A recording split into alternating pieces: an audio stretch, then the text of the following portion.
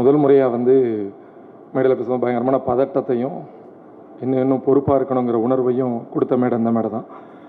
அதுக்கு முழு காரணம் வந்து மாரி செல்வராஜ் சார் தான். எத்தனை முறை நன்றி சொன்னாலும் அந்த நன்றி பத்தாது. இந்த படத்துக்கு முதல் நாள் இல்லை, என்னைய இந்த கதாபாத்திரத்துக்கு அவர் செலக்ட் பண்ணி ஆஃபீஸ்க்கு வரும்போது ஒரு வார்த்தை சொன்னார். இந்த படத்தின் இந்த கதாபாத்திரம் ஒரு ஆன்மா, ரொம்ப முக்கியமான ஆத்மா மாதிரி, ரொம்ப கவனமாக பண்ணிடுங்க அப்படின்னாரு. அன்னைக்கு அவர் சொல்லும் பொழுது அதன் அர்த்தம் எனக்கு வந்து சத்தியமாக பெருசாக விளங்கலை. நடிக்கும் போதும் எனக்கு ஒன்றே ஒன்று தான் தோணும், இயக்குனரை தொந்தரவு பண்ணிடாமல், அவரை கஷ்டப்படுத்திடாமல், அவர் கேட்குறத கவனமாக பண்ணிடணும் அப்படிங்கிறது மட்டும்தான் தோணும். ஆனால் அந்த படம் இப்போ ரிலீஸ் ஆனதுக்கப்புறமா வரக்கூடிய ஃபோன் கால்ஸாக இருக்கட்டும், நிறைய பேர் பாராட்டுற விஷயமா இருக்கட்டும், என்ன சொல்கிறதுன்னு தெரியலை. அதில் பயங்கர பெருமிதமாக சிரிச்சுக்கிட்டு ஒருத்தன் இருக்கான்ல, அவனாக தான் நான் இப்போ இங்கே நிற்கிறேன், என்னைய நானே பார்த்து சந்தோஷப்படுற மாதிரி. அந்த பெரிய சந்தோஷத்துக்கு வந்து முழுக்க மாரி சார் தான் காரணம். நான் நிறைய படங்களில் வந்து நெகட்டிவ் ரோல் பண்ணியிருக்கேன். நிறைய பேர் வந்து இவன் வந்தாலே ஒரு மாதிரி இரிட்டேட் ஆகிடுதில்ல அப்படிங்கிற மாதிரி சொன்ன ரசிகர்கள். நல்லது தான், அது ஒழுங்காக நடிச்சிருக்கோம் அப்படின்னு தான் அப்போ எடுத்துக்கிட்டேன். இப்போ இந்த படத்தில் ஒரு நல்லவனாக அந்த கதாபாத்திரம் பண்ணதுக்கப்புறமா மொத்தமாக சுற்றி இருக்கிறவங்க நண்பர்கள் எல்லாருமே என்ன சொல்கிறாங்கன்னா, நான் உண்மையாகவே இது வரைக்கும் ஏதோ கெட்டவனாக இருந்த மாதிரி, இப்போ தான் வந்து திருந்தி என்னைய மாரி சார் கூட்டு பேர் நல்வழிப்படுத்தி, தொலைஞ்சு போ, இனிமேலாவது ஒரு நல்ல ஆசிரியர் இருந்து தொலை அப்படின்னு அவர் சொன்ன மாதிரி தான் எல்லாருமே அப்படி தான் பாராட்டுறாங்க.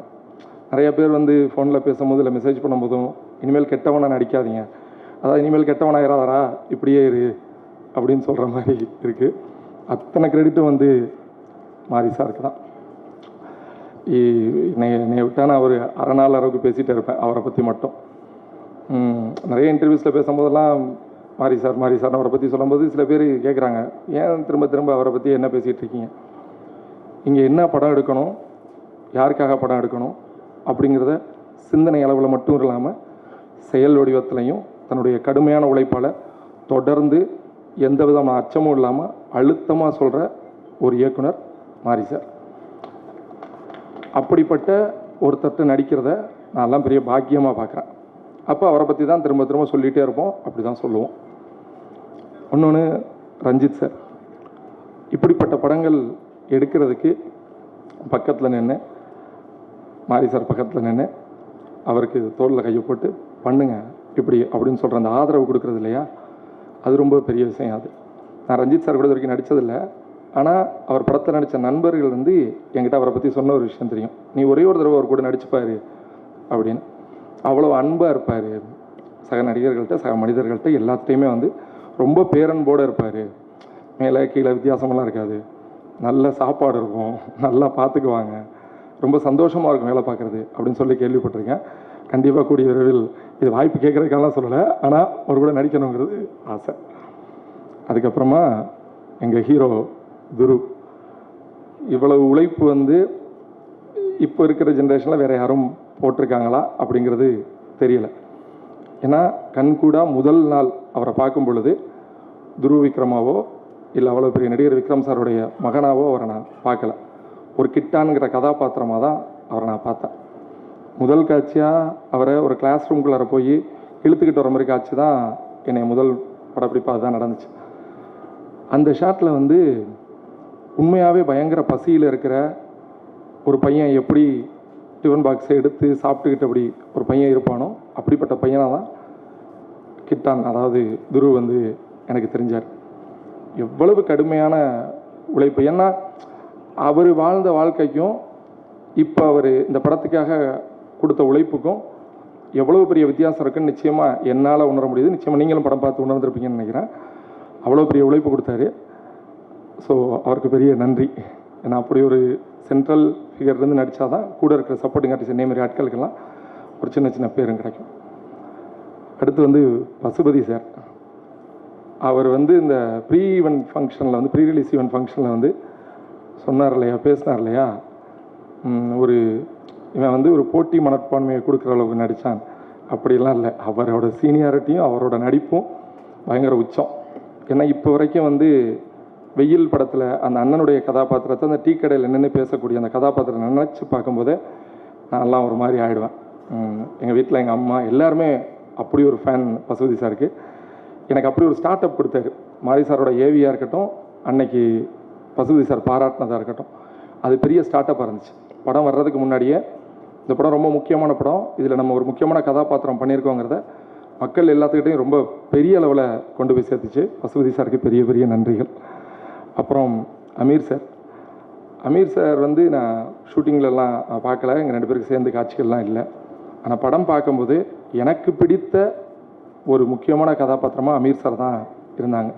அந்த காருக்குள்ளார பேசிட்டு போகிற அந்த வசனம் இருக்கு இல்லையா, அது பிரமாதம்.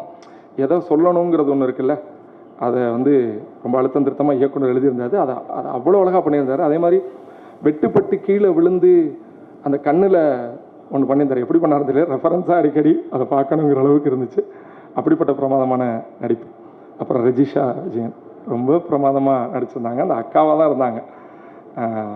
ரொம்ப கெட்டானுடைய அக்கா தான். பசுபதி சாருடைய மகள் தான். அவ்வளோ அழகாக பண்ணியிருந்தாங்க. லால் சார் வந்து நம்ம இந்த படத்துலேயே வந்து நம்ம தான் கொஞ்சம் உயரமாக இருக்கும், நமக்கு தான் கொஞ்சம் ஒரு உருவமாக தோற்றமாக அப்படின்னு நினச்சிட்டு இருந்தேன். லால் சார் கூட ஃபஸ்ட்டு ஷாட் நடக்கும்போது எனக்கு ரொம்ப பயமும் பதட்டமாக இருந்துச்சு. அப்படி ரொம்ப கம்பீரமாக அப்படி நடந்திருந்தார். நீங்கள் எல்லாம் ஒன்றும் இல்லடாங்கிற மாதிரியே அது இருந்துச்சு பக்கத்தில். அதுக்கப்புறமா அந்த கதாபாத்திரம் பேசின விஷயம் அதெல்லாம் ரொம்பவே மனசுக்கு நெருக்கமாக இருந்துச்சு. அதேமாதிரி அனுப்பாமா ரொம்ப பிரமாதமாக நடிச்சிருந்தாங்க. இப்படி சக நடிகர்கள் எல்லாருமே வந்து ஒரு சப்போர்ட்டிங் ஆர்டிஸ்ட் பண்ணால் இவங்களோட ஒத்துழைப்பு இல்லாமல் பண்ண முடியாது. இவங்க எல்லாத்துக்கும் முதல்ல பெரிய நன்றிகள். அதுக்கப்புறமா கேமராமேன் சார் எங்களெல்லாம் வந்து இவ்வளவு அழகாக காட்டுறதுக்கு அவர் தான் ரொம்ப முக்கியமான காரணமாக இருந்தார். ஏன்னா மாரி சார் மாரி ஒருத்தர்கிட்ட ஒர்க் பண்ணணும்னா தன்னை முழுமையாக ஒப்படைச்சா மட்டும்தான் முடியும். அப்படி ஒப்படைச்சு தான் அவர் வேலை பார்த்தார். ஏன்னா மாரி சாருக்கு வந்து 24 மணி நேரம் வேலை பார்த்துட்டு அடுத்த நாள் கூட காலைல தூக்கம் வராதுங்கும் போது அவரை தான் போய் நீங்கள் மட்டும் தூங்குறீங்க வாங்க அப்படின்லாம் எழுப்பியிருக்காரு அவர். அவ்வளவு ஒரு பிரமாதமான வேலை அவரோட வேலை. அதேமாதிரி மியூசிக் டைரக்டர் நிவாஸ் பிரசன்னா ரொம்ப பிரமாதமான, ஏன்னா பாடல் தான் அந்த படத்துக்கெல்லாம் முன்னாடி நம்ம எல்லாத்துக்குமே பெரிய அதிர்வலையை ஏற்படுத்தி நம்மள ஒரு கொண்டாட்ட மனநிலைக்குள்ளார கொடுத்தது வந்து நிவாஸ் பிரசன்னா அவருடைய மியூசிக் தான். அவருக்கு பெரிய நன்றியை தெரிவிச்சுக்கிறேன். எடிட்டர் சக்தி இந்த ஒரு முதல் படத்தில் இவ்வளோ பெரிய வேலை, இவ்வளோ பெரிய விஷயம் தன்னை ஒப்படைச்சு கூட இருந்து ஒத்துழைக்குங்கிறதே பெரிய விஷயம். அதை கொடுத்த சக்திக்கு வந்து பெரிய நன்றியை தெரிவிச்சுக்கிறேன். அதேமாதிரி அந்த கடைசியாக உட்காந்துருக்கான பிரபஞ்சன் அவருடைய அந்த டைலாக் இருக்கு இல்லையா, இது நடக்கலைன்னா தோத்துட்டீங்கன்னா என்ன ஆகும், நான் மேலேருந்து குதிச்சு சாவுறேன் அப்படின்னு பார்ப்பல இல்லையா, அந்த இடம் வந்து எனக்கு ஒவ்வொரு தடவை படம் பார்க்கும்போதும் பயங்கரமான இடமா இருக்கும். அவருக்கு பெரிய நன்றி. திங் மியூசிக் சந்தோஷ் சார் அவருக்கு பெரிய நன்றி. அப்புறம் அதித்தி மேம் உங்களுக்கு பெரிய பெரிய நன்றிகள். ஏன்னா அந்த படத்தின் இவ்வளோ பெரிய வெற்றிக்கு அவங்களும் ஒரு முக்கியமான காரணமாக இருந்தாங்க. 5 ஸ்டார் செந்தில் சார், அப்புறம் ஸ்டில் ஃபோட்டோகிராஃபர் அண்ணன் திலீப் சார் மாஸ்டருக்கு. ஏன்னா வந்து என்னை அந்த காட்சியில் அவர் தான் அடித்து தள்ளி தூக்கி போட்டு அவர் தான் அவ்வளோ பெரிய வேலை பண்ணார். அதுக்கு இப்படி எல்லாத்துக்கும் பெரிய பெரிய பெரிய நன்றிகள். அப்புறம் பிரசன்ட் மீடியா இந்த படத்தை ரொம்ப பிரமாதமாக ஒரு பயங்கரமான இடத்துக்கு கொண்டு போய் சேர்த்துருக்கீங்க. தொடர்ந்து உங்களோட ஆதரவு வேணும்னு வேண்டி விரும்பி கேட்டுக்கிறேன். நன்றி, எல்லாத்துக்கும் நன்றி. அரங்கத்தில் இருக்கும் அனைவருக்கும் இறைவன் புறத்திலிருந்து சாந்தியும் சமாதானம் உண்டாகட்டும். ஒரு திரைப்படத்தின் வெற்றி விழா மற்றும் நன்றி அறிவிப்பு விழா மேடை. என்னுடைய திரைப்பயணத்தில் கிட்டத்தட்ட 20 வருடங்களுக்கு மேலாயிருச்சு. மௌனம் பேசியதை தொடங்கி இந்த நிமிடம் வரைக்கும் எந்த திரைப்படத்திற்கும் என்னுடைய திரைப்படங்களுக்கு வெற்றி விழா நடந்ததும் இல்லை, நன்றி அறிவிப்பும் நடந்ததும் கிடையாது. அப்படி ஒரு சம்பவமே நடக்கலை, அப்படி ஒரு வாய்ப்பும் எனக்கு கிடைக்கல. மாபெரும் வெற்றி படங்களாக இருக்கும் பொழுதும் வீட்டுக்குள்ளே தான் முடையும் கிடந்திருக்கேன். அது பருத்தி வீரனுடைய வெற்றியாக இருக்கும்போது சரி, வணிக ரீதியாக தோல்வியை தந்தாலும் அப்பவும் வீட்டுக்குள்ளே தான் இருந்திருக்கேன், வெளியே வர்றதில்லை. நான் என்னுடைய திரைப்படங்களை பொதுவாக திரைக்கு கொண்டு வருவதற்கு வரைக்கும் தான் நான் அதை பார்த்துட்டே இருப்பேன். அதுக்கப்புறம் அதை பார்க்குற பழக்கம் இல்லை.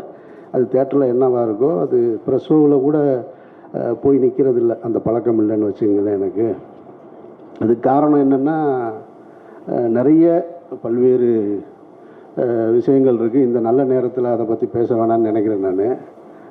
ஆனால் இந்த திரைப்படத்திற்கு முதல் முறையாக நான் மாறி கூட 2-3 இடத்துக்கு வெளியில் போக வேண்டிய சூழல் ஏற்பட்டது. அதுக்கு காரணம் என்ன அப்படின்னா, முதல்ல இங்கே நீங்கள் ப்ரெஸ்ஸும் இங்கே பார்க்கும்போதும் கூப்பிட்டாரு. இல்லை சார் நான் வரல சார், நான் இங்கெல்லாம் வர்றதா ஐடியாவில் இல்லை, பொதுவாக போக மாட்டேன் நான் அப்படின்னு. அப்புறம் மறாத நாள் திருநெல்வேலி, தூத்துக்குடி இங்கெல்லாம் போயிருந்தார். அப்போ போயிருக்கும் பொழுது அப்பவும் நான் போகலை, அவர் டீம் மட்டும்தான் போயிருந்தாங்க. அந்த டீம் போயிருக்கும்போது மாரியை பார்த்து தொடர்ச்சியாக சில கேள்விகள் வந்துக்கிட்டே இருந்தது. அதை நான் செய்தி ஊடகங்களில் பார்த்துட்ருக்கேன். அது முடிஞ்சு மறுநாள் நாள் மதுரைக்கு வந்துட்டு, மதுரையில் நான் இருந்தேன், என்னை கூப்பிட்டுட்டு தேட்டருக்கு போனாங்க. சரின்னு நம்ம ஊருக்கு வந்திருக்காங்களேன்னு தேட்டருக்கு போனேன். அப்போ மாதிரி கூப்பிட்டாரு, சார்ப்பா நீங்கள் நாளைக்கு சேலம் மற்ற ஊர்களுக்கு போகிறோம், நீங்கள் வாங்கன்னார். நான் வர்றேன்னு சொல்லி ஒத்துக்கிட்டேன். அதுக்கு காரணம் என்னென்னா, இந்த திருநெல்வேலி தூத்துக்குடி அந்த இடத்துல பத்திரிகையாளர் சந்திப்பில் பத்திரிகையாளர்கள் மாரி என்கின்ற இயக்குனருக்கு கொடுத்த ஒரு நெருக்கடி தான் எனக்கு நான் அவரோடு போகணும்னு தோணுச்சு.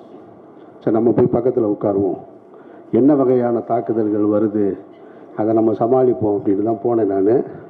ஆனால் நான் வந்த இடத்துல அது நடக்கலை. நடந்திருந்தால் நிச்சயமாக நான் அந்த இடத்துல மாறி பாதுகாத்திருப்பேன், அதில் எந்த மாற்று கருத்தும் கிடையாது. எனக்கு என்னென்னா, அந்த பத்திரிகையாளர்கள் ஒரு கேள்வியை திரும்ப திரும்ப மாறிக்கிட்ட கேட்குறாங்க, நீங்கள் ஏன் இந்த மாதிரி படம் எடுக்கிறீங்க, ஏன் இந்த மாதிரி படம் எடுக்கிறீங்க, நீங்கள் சமூகத்துக்குள்ளே ஒரு பிரச்சனையை உண்டு பண்ணணும்னு நினைக்கிறீங்கன்றாங்க. இது எவ்வளவு அபத்தமான ஒரு கேள்வியாக இருந்ததுன்னு நான் பார்த்தேன். நான் கண்ணுக்கு தெரியாத சாமி, இல்லாத பேய், இது ரெண்டை பற்றி இங்கே நிறைய சினிமா வந்து வெற்றி அடைஞ்சிக்கிட்டே இருக்குது.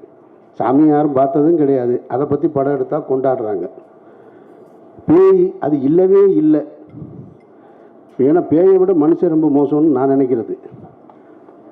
பேய் எந்த பேயினாலும் எந்த தொந்தரவும் கிடையாது. ஏன்னா பேய் பார்த்தீங்கன்னாக்க அதுவே ரொம்ப பயந்தது தான். ஏன்னா அது பகலில் வரவே வராது. நீங்கள் எந்த திரைப்படத்துலையும் பகலில் அது இரவில் மட்டும்தான் வரும். அதுவே ரொம்ப பயந்தது. அது பகலில் போனால் ஆளுங்க நிறையா இருப்பாங்கன்னு இவனுக்கு பயந்துட்டு ஓடிடும். இது ரெண்டை பற்றியும் படம் எடுக்கலாம். ஆனால் கண்ணுக்கு தெரிஞ்சிருக்கக்கூடிய சாதி, அது ஏற்படுத்துகிற தீமைகள், அதனால் ஏற்பட்ட வலிகள், கொடுமைகளை ஒருத்தன் படம் எடுக்கக்கூடாதுன்ற கேள்வியை முன்வைக்கும் போது தான் எனக்கு ரொம்ப அபத்தமாக இருக்குது. அவர் ஒரு படம் எடுக்கிறார், அவர் ஒரு கருத்தை சொல்கிறார். அந்த கருத்துக்கு உங்ககிட்ட எதிர்கருத்து இருந்தால் நீங்களும் சொல்லுங்கள். எடுக்கக்கூடாது, ஏன் எடுக்கிறீங்கன்ற கேள்வி ரொம்ப ஆபத்தானதாக நான் பார்க்குறேன். நான் இப்போது மாரியுடைய படங்கள், ரஞ்சித்துடைய படங்களை வந்து பொதுவெளியில் அரசியல் சார்ந்தவங்க கருத்து தெரிவிக்கிறாங்க, அதுக்கு ஒரு எதிர்ப்பு தெரிவிக்கிறாங்க அப்படின்னா அதில் ஒரு நியாயம் இருக்கிறதா பார்க்குறேன் நான். ஒன்று ரொம்ப நாளாக அடிச்சிட்டோம், அப்படியே அடி வாங்கிட்டே இருக்க வேண்டிய என்ன, திடீர்னு என்ன உங்களுக்கு எங்கேருந்துடா வருது இந்த தைரியம் அப்படின்ற கேள்வியாக இருக்கலாம். இல்லை நடந்தது நடந்து போச்சு, அதெல்லாம் ஏன் வெளியில் சொல்கிறேன், நாங்கள்லாம் பெரிய மனுஷனாகவே வாழ்ந்துட்டோம் இங்கே அப்படின்ற எண்ணமாகவும் இருக்கலாம். அது அரசியல் சார்ந்தவர்கள், அந்த அமைப்பு சார்ந்தவர்கள் சொல்கிறாங்கன்னா அதில் ஒரு லாஜிக் இருக்கிறதா பார்க்குறேன். ஆனால் திரைத்துறையிலிருந்து வருகிற எதிர்ப்பு இருக்குது பார்த்தீங்களா, அதை நான் ரொம்ப அபத்தமாக பார்க்குறேன்.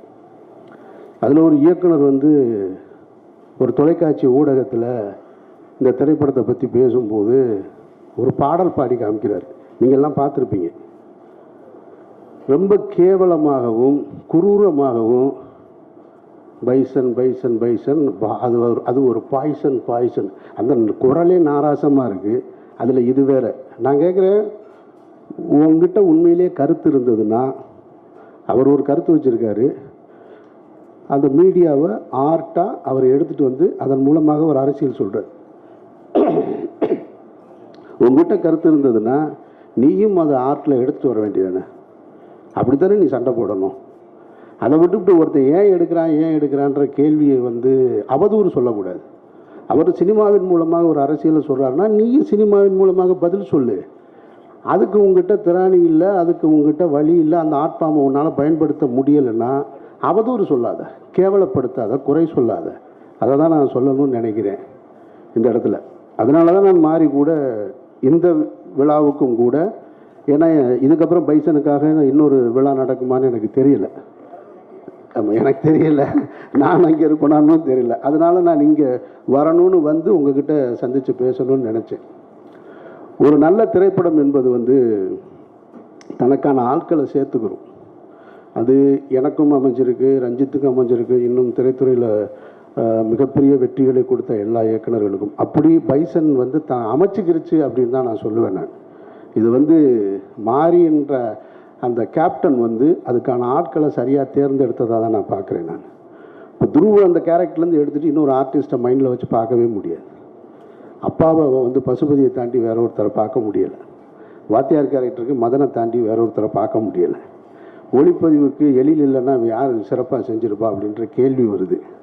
மியூசிக்கு நிவாஸ் இல்லைன்னா வேறு யார் பழைய மியூசிக் டைரக்டரான இப்படி அது தனக்கான ஒரு நல்ல திரைப்படம் தனக்கானதை சேர்த்துக்கிறது அப்படின்னு தான் நான் உணர்றேன். நான் பொதுவாக ஒரு நல்ல திரைப்படங்களை பார்க்கும் பொழுது நம்ம பாராட்டுவோம். ஆனால் பாராட்டுகிற எல்லோரோடும் பயணிப்போமா அப்படின்னா அது வாய்ப்பு குறைவு தான்.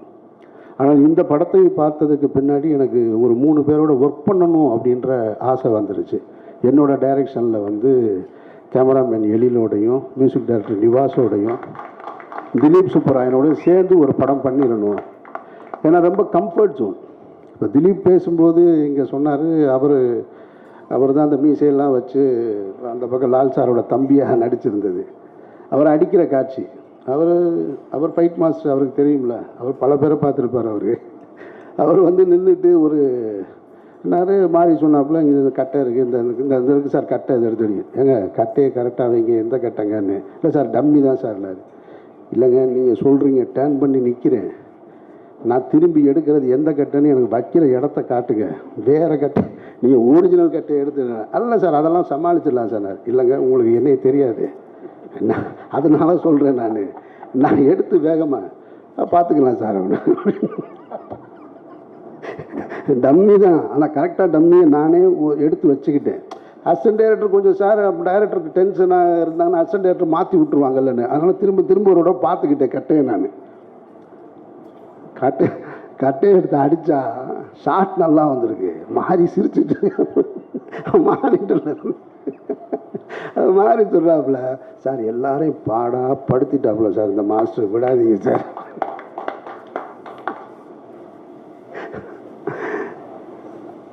நான் வந்து திலீப்பே பார்க்குறேன் தான், அப்படியே இருக்காப்புல, கண்ணு லேசாக கலங்கியிருக்கு. ஆனால் என்னடா இவ்வளோ பேர் முன்னாடி திலீப் நீங்கள் சொன்னதுனால தான் நான் சொல்கிறேன், இல்லைனா சொல்லியிருக்க மாட்டேன். அப்படியே நிற்கிறாப்புல தான் இவர். ஒன்று அது ஒரு சின்ன மிஸ் ஆயிடுச்சு சார், ஒரு 1 மோர் போகலாம் சார் அப்படின்னா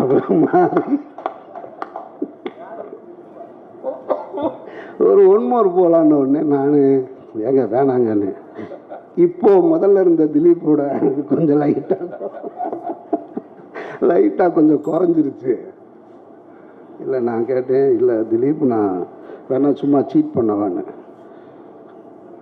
பரவாயில்ல சார் அடிங்க சார். அது ரொம்ப நான் சொல்லி மாறிட்ட மாதிரி, எதாக இருந்தாலும் இதிலேயே முடிச்சிருங்க, 3ஆவதுலாம் போனால் நல்லதுக்கு இல்லை அப்படின்னு அப்படி நடந்தது. மாஸ்டரோட அசிஸ்டண்ட் பக்கத்தில் இருந்து இப்படி பார்க்குறாங்க எல்லாருக்குமே. இவர் அந்த ஷாட்டு முடிஞ்சிருச்சு, திரும்ப மாறி கூப்பிட்டு, அங்கே பாருங்கள் அசிஸ்டண்ட் பூரா இப்படி சிரிக்கிறாங்க பாருங்கள் உள்ளுக்குள்ளே, அப்படி பூரா மறைஞ்சு சிரிச்சிட்டு இருக்கான். ஏன்னா இந்த படத்தில் நிறைய ஃபைட் சீக்வன்ஸாக இருந்திருக்கு, வச்சு செஞ்சுருக்காப்புல அவர். அதனால் ஆனால் அதுக்கு பதிலுக்கு திலீப் என்னை ஒன்று வச்சு பண்ணிட்டாரு. அந்த பாம் அது வெடிச்சது இருக்கு இல்லையா, என் பக்கத்தில் இப்படி தான் வெடிச்சிச்சு. ஆமாம், திலீப் பார்த்த வேலை தான் அது. ரொம்ப நல்ல கம்ஃபர்ட்டாக பார்த்துக்கிட்டாப்புல. ஆனால் அது வெடித்த உடனே திரும்ப உள்ள பாய்ஸ் எல்லாம் உள்ளே வந்துட்டாங்க, ரொம்ப சேவ் பண்ணிட்டாங்க. ரொம்ப சந்தோஷம். எழில் கேமராமேனை, எழில் ரொம்ப தன்மையாகவும் இதாகவும் பேசுகிறேன். நான் இந்த அறிமுக விழாவில், இசை வெளியீட்டு விழாவை அறிமுக விழா நம்ம நடத்தணும் இல்லையா, அதில் நான் சொன்னது உங்களுக்கு நினைவு இருக்கும்னு நினைக்கிறேன். நான் சும்மா ஒரு படத்தை பார்த்துட்டு அந்த படத்தில் நடிச்சிருக்கோன்றதுக்காக இந்த வாசிக்கிற பழக்கம்லாம் கிடையாது. என் மனதுக்கு தோன்றதைத்தான் நான் சொல்லுவேன். அப்படி தோன்றதான் சொன்னேன். அன்றைக்கி நான் சொன்னது, பசுபதி சார் உங்களை நான் ரசித்தேன் இந்த படத்தில்னு சொன்னேன் நான். இன்றைக்கு அதைத்தான் மக்கள் பூரா சொல்கிறாங்க. துருவை சொல்லும்போது சொன்னேன் நான் சேதுல விக்ரமை பார்த்தது கூட அது போலவே ஸ்பாட்டில் பார்த்துருக்கேன் அப்படின்னு சொல்லி. அந்த அங்கீகாரம் தான் இன்றைக்கி தமிழ்நாடு முழுக்க கிடச்சிருக்கு துருவனுக்கு. அதனால் நிச்சயமாக துருவுடைய உழைப்பு வந்து ஈடு செய்ய முடியாதது. அவ்வளோ பிரமாதமாக பண்ணியிருக்கான் துரு, அதில் ஒன்றும் மாற்று கருத்தே கிடையாது. கேமராமேனும் அதே தான், நான் மியூசிக் டைரக்டருக்கும் அதே தான். இது எல்லா இடத்துலையும் நான் சொன்னேன். நான் ஏன்னா இந்த படத்தை சத்தம் இல்லாமல் இசை இல்லாமல் பார்த்தேன், அப்புறம் இசையோடு பார்த்தேன். நான் இசையோட திரையரங்கில் தான் பார்க்குறேன். ஆனால் அந்த இசை வெளியீட்டு விழாவில் மியூசிக் டைரக்டரோட பெர்ஃபார்மன்ஸ் பார்த்து சொன்னேன். நான் இது எல்லாமே வந்து ஒரு பெரிய பில்லராக இந்த படத்துக்கு அமைஞ்சிருக்கு. மிகப்பெரிய வாழ்த்துக்கள். அப்புறம் நான் அந்த விழாவில் சொல்லும்போதும் அப்ளாஸ் கம்பெனியை பற்றி நிறைய சொல்லிட்டேன். நான் ரொம்ப சரியாக நடந்துக்கிட்டாங்கன்னு. அது நீலம் ப்ரொடக்ஷன்ஸ் அதிதின்னு எனக்கு இப்போ தான் தெரியும். நீங்கள் சொல்லணும் ரஞ்சித், அதெல்லாம் சில விஷயங்களை நம்ம அதுக்காக தான் இந்த தடவை சொல்லணுன்றக்காக தான் அவங்க நீல கலரில் சேலையை கட்டிட்டு வந்திருக்காங்கன்னு நினைக்கிறேன். நான் ஏன்னா ரொம்ப பர்ஃபெக்டாக இந்த எனக்கு ஷூட்டிங் நம்ம வெளிப்படங்களில் போய் நடிக்கிறோம். இப்போ தான் அது தொடர்ச்சியாக ஒவ்வொரு கம்பெனிக்கு போகிறோம். சில கம்பெனியில் சொல்கிற ப்ரோக்ராமுக்கும் அதுக்கும் சம்மந்தமே இருக்காது. ஆனால் இந்த கம்பெனியை பொறுத்த மட்டும் ரொம்ப பர்ஃபெக்டாக இருக்கும். என்னை வந்து என்னோடய மேனேஜர் இங்கே தான் இருக்கான். அவன் அடிக்கடி சொல்லிக்கிட்டே இருப்பான், சார் ரொம்ப கரெக்டாக இருக்காங்க சார், ரொம்ப பர்ஃபெக்டாக இருக்காங்க, அவங்க எதாக இருந்தாலும் முன்னாலேயே சொல்லிடுறாங்கன்னு. இந்த ஃபங்க்ஷன் நடத்துகிறதையே நீங்கள் பார்த்தீங்கனாலே தெரியும், இவ்வளவு சிறப்பாக நடத்தியிருக்காங்க. இதைத்தான் நான் அந்த ஃபங்க்ஷனில் அப்ளாஸ்ன்னு சொல்லிட்டேன். ஆனால் அந்த அந்த அந்த கிரெடிட் பூரா போய் சேர வேண்டியது நீலம் ப்ரொடக்ஷன்ஸுக்கு தான், ரஞ்சித்துக்கு தான் போய் சேரணும். ரஞ்சித்துடைய தண்டகாரண்யத்தில் நடிக்கக்கூடிய வாய்ப்பு இருந்து நான் தவற விட்டுட்டு இப்போ நீலம் ப்ரொடக்ஷன்ஸில் பைசனில் வந்து என்னை நான் இணைச்சிக்கிட்டேன். நீலம் ஸ்டுடியோஸ் ஞாபகம் வச்சுக்கிறேன். அப்படியா? அப்போ நான் ப்ரெஸ்ஸுக்கு சொல்லிடுறேன், நீலம் ப்ரொடக்ஷன்ஸ்ன்றது ரஞ்சித்து மட்டும் தயாரிப்பாளர், நீலம் ஸ்டுடியோஸ்ன்றது ரஞ்சித்தும் அதிதியும் சேர்ந்திருக்கிறது. நீங்களும் ஞாபகம் வச்சுக்கோங்க. மற்றபடி இந்த திரைப்படத்துக்குள்ளே உள்ளே போகும்போது எனக்கு வந்து யாருமே பரிச்சயம் இல்லை. இப்போ வட சென்னைக்குள்ளே உள்ளே போகும்போதாவது சமுத்திரகனி இருந்தான், ஜெகதீஷ் இருந்தார், வெற்றி ஏற்கனவே எனக்கு தெரியும், அல்லது சுப்பிரமணிய சிவா உள்ளே இருந்தான், ஆர்ட் டைரக்டர் ஜாக்கி, எல்லாமே என்னோடய டீமு. இந்த படத்தில் எனக்கு தெரிஞ்ச ஒரே ஆள் ராஜா மட்டும்தான். பாக்கி எல்லாருமே புதுசு, எனக்கு யாரையுமே தெரியாது. ஆனால் என்னை ரொம்ப நல்லா பார்த்துக்கிட்டாங்க, கம்ஃபர்ட்டாக பார்த்துக்கிட்டாங்க. நானும் அவங்களோட ரொம்ப கம்ஃபர்ட்டாக இருந்தேன்.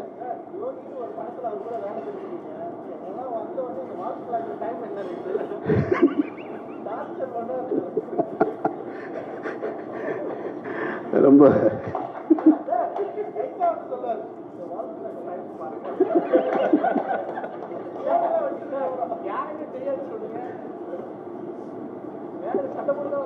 ஒர்க் பண்ணதில்லை, நீங்கள் வேறு ஒர்க் பண்ணதில்லைன்னு சொன்னேன். நான் தெரியாதுன்னு எப்படி சொல்ல முடியும், இங்கே இருக்கிற யாரையும். ஒர்க் பண்ணதில்லை, ஷூட்டிங் ஸ்பாட்டில் அந்த கம்ஃபர்ட் இருந்தது. நான் அந்த விழாவில் சொன்னது தான், இந்த திரைப்படத்திற்கு இன்றைக்கு வந்து இங்கே பேசியவர்கள், இன்னும் வெளியில் எல்லாரும் பேசுகிறவங்க, திரைப்படத்தில் வந்து அந்த காட்சிக்கு வந்து கைதட்டல் வருது, என்னுடைய காட்சிக்கு இன்ட்ரொடக்ஷனில் இருக்குது, வசனத்துக்கு இருக்குது அப்படின்னா அது எல்லாமே இயக்குனருடைய சிந்தனை தான். நான் திரும்ப திரும்ப சொல்கிறதான், நடிகன் என்பவன் என்றைக்குமே இயக்குனருடைய டூல் தான். அவர் இயக்குனராக மாறிவிட முடியாது. அவர் சொல்கிறத உள்வாங்கி நம்ம கொடுக்குறது தான் ஒரு நடிகருடைய வேலையாக நான் நினைக்கிறேன். இந்த திரைப்படத்தில் அந்த மேடையில் சொன்னது தான், இந்த படத்தின் மூலமாக ஏதாவது ஒரு பேரும் புகழும் கிடைச்சதுன்னா அது மாரி செல்வராஜுக்கு தான். இங்கே நான் அந்த மாரி செல்வராஜுக்கிட்ட திருப்பி கொடுத்துட்றேன். நான் நீங்களே வச்சுக்கோங்க, அது உங்களுக்கானது. ரொம்ப சந்தோஷம். அதை தாண்டி மீடியாவுக்கு நான் அதிகமாக நன்றி சொல்ல கடமைப்பட்டிருக்கேன். காரணம், ஒரு திரைப்படம் என்பது பொழுதுபோக்கு உள்ள திரைப்படங்களாக இருக்கலாம், அது கருத்து சொல்கிற திரைப்படங்களுக்கு பெருவெற்றி பெறுவது என்பது ரொம்ப குறைவாக தான் நடக்கும். இந்த வெற்றி விழாவை நான் எப்படி பார்க்குறேன்னா, தீபாவளிக்கு வந்த 2 படங்களில் ஒரு படம் இதைவிட பெரிய வெற்றி பெற்றிருக்கு, பணத்தால் பெரிய வெற்றி பெற்றிருக்கு. ஆனால் பைசன் பணத்தாலையும் படைப்பாலையும் மக்களிடத்திலையும் மாபெரும் வெற்றியை பெற்று. அப்போ அது ரொம்ப ரேர். ஒரு ஸ்போர்ட்ஸ் மூவி நிறைய பார்த்துருப்போம், ஆனால் எல்லா ஸ்போர்ட்ஸ் மூவிலையும் வந்து இது போல் இருக்காது. இதுக்குள்ளே வந்து ஒரு வாழ்வியல் இருக்குது, அதுக்குள்ளே கொஞ்சம் வயலன்ஸ் இருக்குது, எல்லாம் சேர்ந்து ரொம்ப மிக்ஸ்டாக சரிசமமாக மிக்ஸ் பண்ணியிருக்கு. அதை யார் அப்படின்னா மாரி செல்வராஜ் என்ற எழுத்தாளர் முடிவு செஞ்சது. எழுத்தாளர் முடிவு செஞ்சு அதை இயக்க வந்து அதுக்கு இத்தனை தொழில்நுட்ப கலைஞர்கள் உள்ளே சேர்த்து கொண்டு வந்தது. அதனால் இது எல்லா படைப்பையும் கொண்டு வந்து உங்ககிட்ட கொடுக்கும்போது நீங்கள் அதை சரியாக சேர்த்து இதில் நீங்கள் பத்திரிகையாளர்களை நான் திரும்ப திரும்ப இதுக்கு நன்றி சொல்ல கடமைப்பட்டிருக்கேன். எல்லோரும் மிகச்சரியாக, அதாவது ஒரு பெருவாரியாக கொண்டாடிக்கிட்டு இருக்காங்க. எப்படி பைசனுக்கு மாபெரும் வரவேற்பு இருக்கோ, ஒரு 10 பேர் அதை எதிர்கருத்து சொல்லிக்கிட்டே தான் இருக்காங்க. அது எல்லா இடத்துலையும் நானும் பார்த்துட்டு தான் இருக்கேன். அது எதிர்கருத்து சொல்கிறவங்க சொல்லிக்கிட்டே இருக்கட்டும், அது இருக்கணும். படைப்பு என்றால் ஒரு படைப்புக்கான எதிர்கருத்து இருக்கணும்.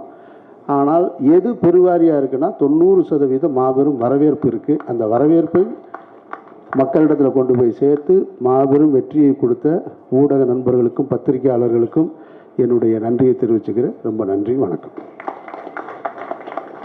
நன்றி சார். அடுத்ததாக சாரி, எனக்கும் இந்த திரைப்படத்தில் நிறைய பேருக்கும் காட்சிகளில் தொடர்பு கிடையாது.